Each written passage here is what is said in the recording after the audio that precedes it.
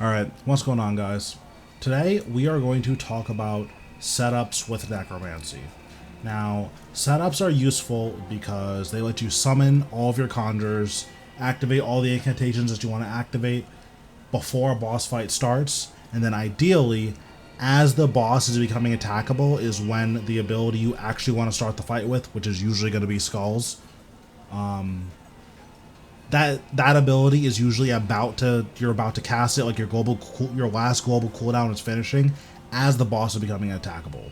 So what this does is it saves you a lot of adrenaline because you're not summoning your guys and activating them during the fight while you have a target.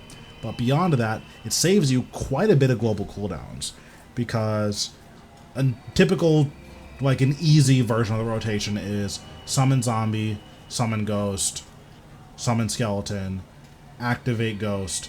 Then if you don't have the tier 90 power armor, you will invoke death, activate skeleton, and then skulls.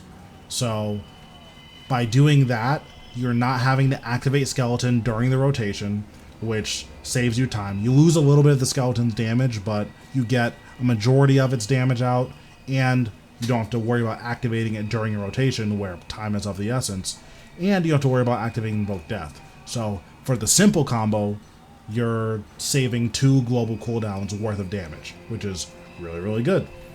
When it comes to bosses with even longer setups, Nex is pretty notorious for this. 1, because you want a life transfer in the beginning, and then 2, because she has a stun in the beginning that you want to anticipate.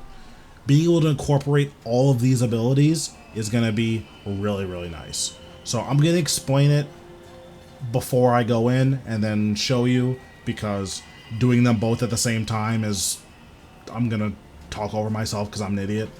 But what I usually do for Nex is, as soon as you drop down, you surge, and then you want to summon all of your guys, activate ghost, life transfer, then you want to anticipate, invoke death, activate skeleton, and then at this point Nex is about to be attackable, and then your skull should be coming up. So now I'll show you what that looks like.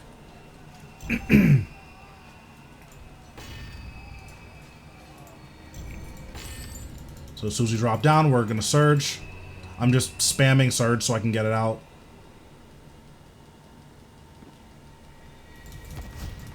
Summon all of our guys. Activate ghost. Life transfer. Anticipate. Invoke death. Activate skeleton. Use skulls. So you can see we used all of our abilities that we wanted to use before the fight started. We got our anticipate off, which is very important for Nex. And now we get to kill Fumus basically for free because we got to use our anticipate when we start the next phase. So that's just one quick example of why it's so important to get your setups right, because if we were even a couple of ticks behind, or we forget to anticipate, we risk getting pulled to the beginning of the fight, and it just makes the fight a whole lot less fun.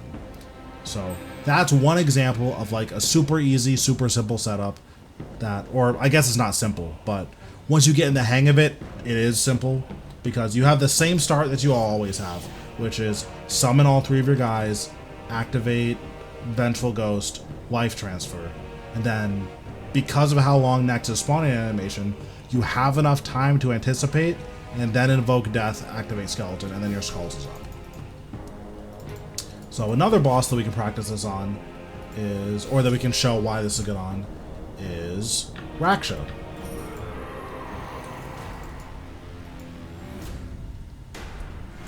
So Raksha, you can surge forward, and then this is a good place to set up. So here, what you want to do is you want to summon all of your guys, then activate your ghost. As you're about to activate ghost, you want to start walking up, and then you want to life transfer, activate invoke death, activate skeleton, skulls. So that's what this is going to look like. Summon all of our guys. Start walking up, life transfer, invoke death, activate, The flow has been skulls. interrupted.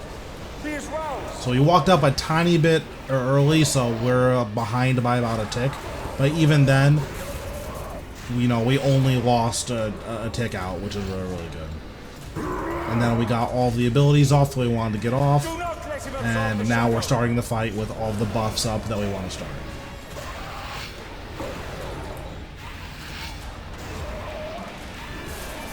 Yeah, I moved a little bit too early. Typically, you want to activate the ability and then like start moving on the same tick.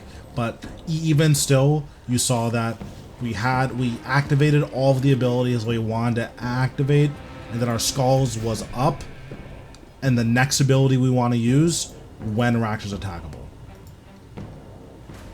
So another place that I know that this is useful at is Karapak. Because of Karapak's Time Warp, you actually don't want to immediately open with a Living Death rotation, because if you use it, this is mostly for hard mode. If you use it right at the beginning of Phase 1, you don't have it for Phase 2, and if you're doing enough damage, you might not even have it for the beginning of Phase 3. So, something that I like to do at Karapak is I like to open with Split Soul. So here's the setup we're going to use for Karapak. The really nice thing about Karapak is when you go in, you can surge, and this puts you right before the beginning of the fight.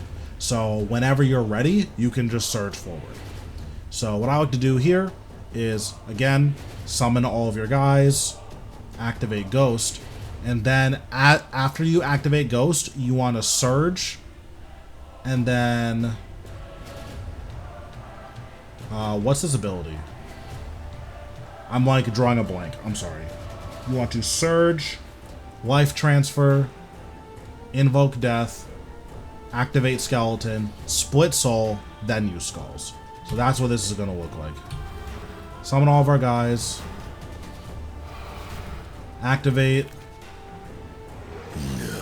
Invoke death. Activate skeleton. Split souls. And now we skulls.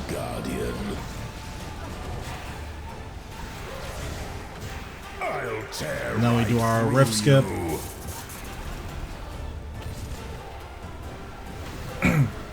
But yeah, and now but by doing this, we get our split soul damage now. And when this phase ends, we get access to Time Warp Living Death. So now we can use Finger of Death. You know, we'll use our Finger of Death. We'll walk on under him. And then now, you know, we can do a Living Death rotation. But by doing this, we get access to our Split Soul, which is really important, in my opinion, for this fight. And we get to use our Living Death at the beginning of Phase 2. So those are 3 bosses where they have decently particular setups, but the setups are very, very effective at getting all of your important abilities out. And then as soon as your global cooldown is coming up and the only thing left is to do damage, your next ability up is your Death Skulls, and you just get to start with it while having all of your buffs up. Now, there are a different class of bosses that don't have spawn animations. These are bosses that are pre-spawned in and will aggro you once you get within a certain range. This is every boss in the Elite Dungeons. I believe Seiryu is a notable exception, because I think if you're just in his arena for enough time, he'll aggro you. But all the other bosses, when you get within a certain range, the fight just starts. So your setup's gonna be a little bit different. And then you're gonna use the same setup for those bosses that you're gonna use for bosses who you have to use a key to spawn them in. Or they have a button that you press that spawns them in. So this is going to be mainly Rise of the Six and Magister. So the setup you're going to use for those bosses is going to be summon all of your guys,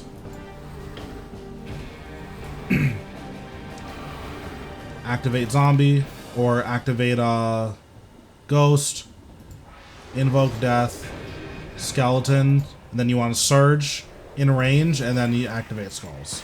That's going to be your setup for all the elite dungeons. It's going to be your setup for Magister if you like want to do a try-hard setup for Magister, and it's going to be your setup for Rise of the Six. Although importantly, with Rise of the Six, you want to kind of meter your damage out, so you're not going to be doing the Sergeant Skulls. You're just going to basically do basics until all 6 of the brothers are on the side, but that's in the Rise of the Six guide. That's not what this guide is about.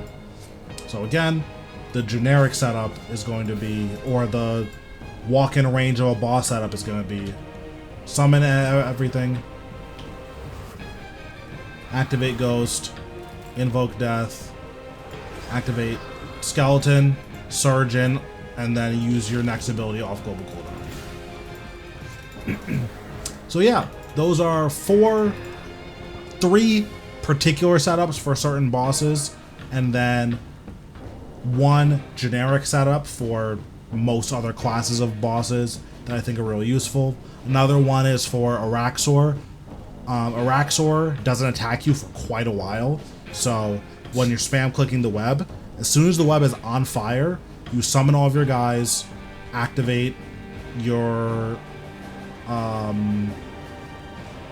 Vengeful Ghost, activate Skeleton, and then Skulls. Or probably not Skulls, because if your first mechanic's web, that's super annoying, but you want to summon all of your guys, activate Ghost, activate Skeleton.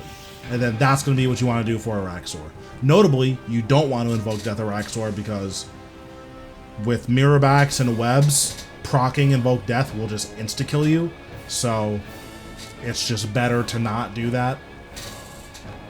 But yeah, hopefully these setups help you guys get a little bit faster kills, and honestly, in a lot of places, a lot faster kills. Especially at places like Karapak, and at places like Raksha, and at places like Raciel, where skipping mechanics is really, really important. Oh, that reminds me. Let's do a setup for Raciel. So this is my own setup because I do slower but more chill kills. So I'm going to show you what my setup is. There are better setups out there, but this is just an example setup that's timed so that Skulls is coming up as Raciel spawning. So what I usually do here is I summon Ghost, summon Zombie, life transfer. As I'm life transferring, I'm going to rejoin, and then I'm going to summon Skeleton, activate Ghost, invoke Death, activate Skeleton, Skulls. So that's what this is going to look like. Ghost, Zombie, life transfer, enter, Skeleton, activate Ghost, invoke Death, activate Skeleton, Skulls. And then that's my Raciel setup. So hopefully these setups will help you guys out when you're doing some of these bosses. Getting in the habit of doing these setups is going to be really nice because you save so much time during the boss fight, which, you know, it's good for speed kills and stuff like that, but it's also good for not having to use it while the boss is hitting you, because Soul Split is usually going to be your main source of sustain along with your Vengeful Ghost. If you're activating your Ghost or summoning your Ghost or activating your incantations while the boss is hitting you, that's just a health that's going to be harder for you to get back because you're taking so much damage. Especially at bosses like Nex that do a lot of damage. Like, you saw at the beginning, I was like, because I life transferred and I took a hit in the beginning, I was down to like 4k health. Imagine if I forgot to use one of my abilities. Like, I forget to anticipate, and then I do the whole setup properly besides anticipate, and then she pulls me as soon as it starts. All of a sudden, that kill looks way worse, and I might sign at the beginning of that because I don't get access to protect magic. So this is why setups are important, and hopefully you guys get something out of this video and you start incorporating some of these, maybe not these ones exactly, but setups that work for you at the bosses that you're killing. If you like the video, make sure to give it a like, If you like the content on the channel, feel free to sub. And then if you want to support me monetarily, you can become a member. Thank you guys for watching. I'll see you in the next one.